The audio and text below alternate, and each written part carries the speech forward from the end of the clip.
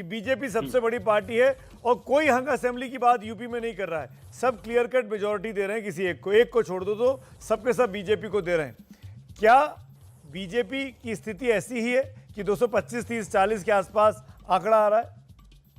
देखिए, अभी चुनाव के लिए टाइम है, अभी करीब 1 महीना पड़ा है। कहाँ 3 दिन बाद पहला चरण है सर।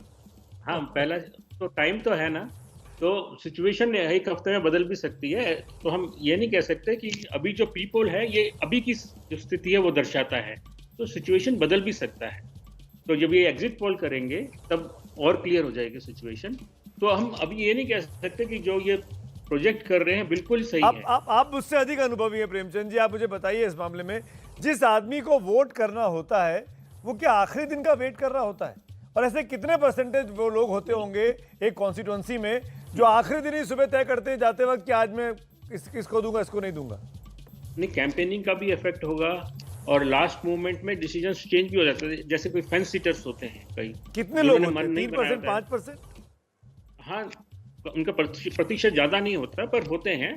तो सिचुएशन बदल भी सकती है। ये पोल जो उन्होंने किया ये अभी की सिचुएशन है, तो हम ये नहीं कह सकते कि ये तो आप 100% ही होगा। आपका आकलन क्या है?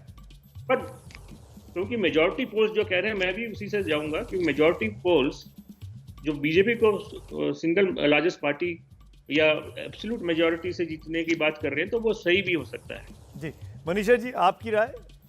कि पूरा एक सेंस ऑफ डायरेक्शन वगैरह पे काफ़ी बातें हो गई, हाँ, लेकिन अगर रीजनली आप देखिए तो बीजेपी को लगभग हर रीजन में उसका क्वांटम अलग हो सकता है, आपको दिखता है कि अलग अलग बढ़त है।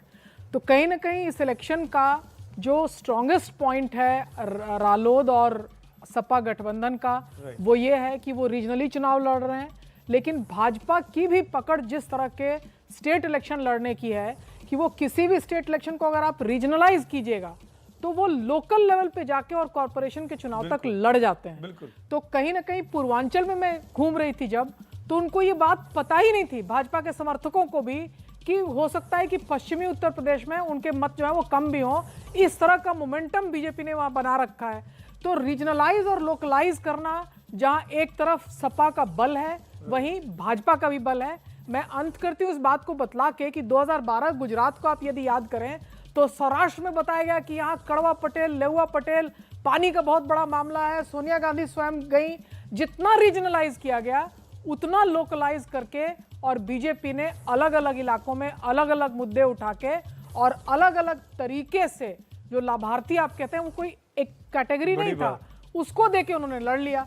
तो अब देखना होगा कि हर इलाके में चुनाव कैसे लड़ा जा रहा है और इसके इफेक्ट्स क्या आ रहे हैं। जितना चुनाव लोकलाइज होगा उतना फायदा बीजेपी उठा सकती है, जो कि मनीषा जी कह रही हैं।